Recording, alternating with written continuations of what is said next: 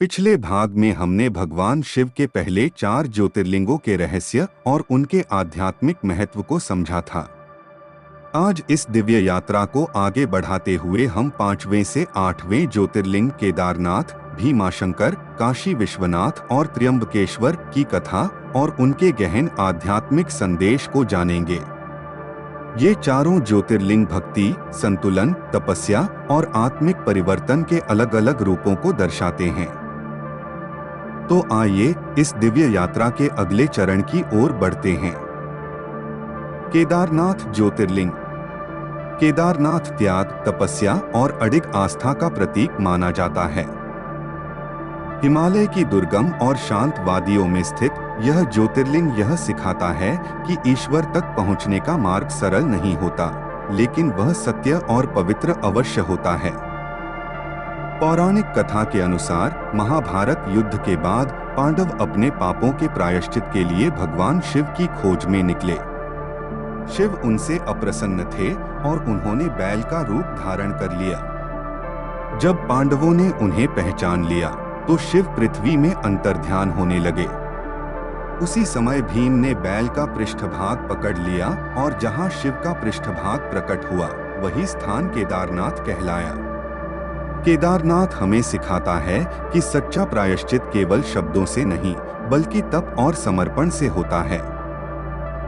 यहाँ तक पहुँचने की कठिन यात्रा ही भक्त के भीतर परिवर्तन की शुरुआत कर देती है। भीमाशंकर ज्योतिर्लिंग।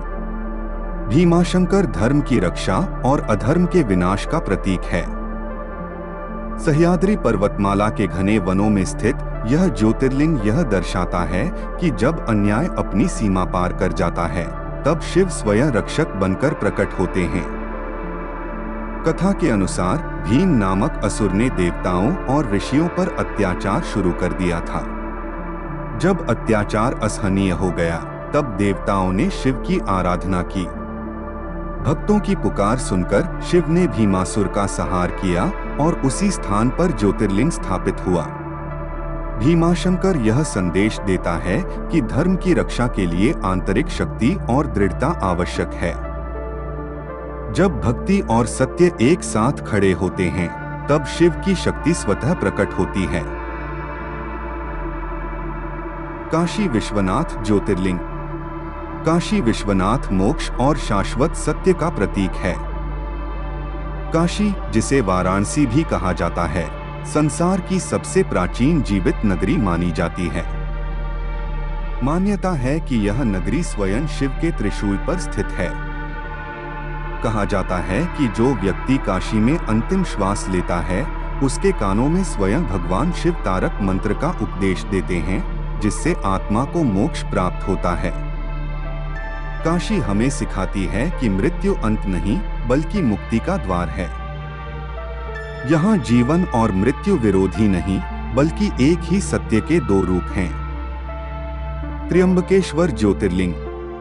त्र्यंबकेश्वर सृष्टि, पालन और संहार के संतुलन का प्रतीक है। महाराष्ट्र के ब्रह्मगिरी पर्वत की गोद में स्थित यह ज्योतिर्लिंग गोदावरी नदी के उद्गम स्थल के रूप में भी प्रसिद्ध है। कथा के अनुसार गौतम ऋषि ने कठोर तपस्या कर भगवान शिव को प्रसन्न किया।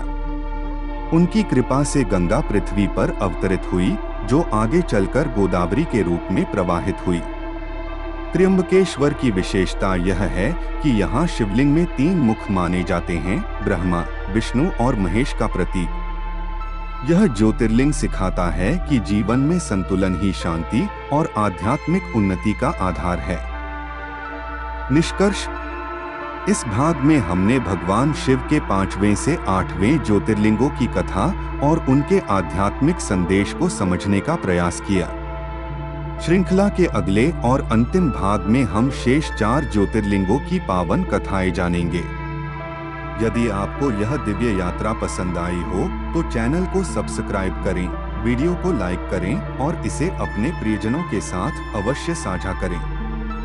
और यदि आपने इस श्रृंखला का पहला भाग अभी तक नहीं देखा है तो उसकी लिंक आपको डिस्क्रिप्शन में मिल जाएगी।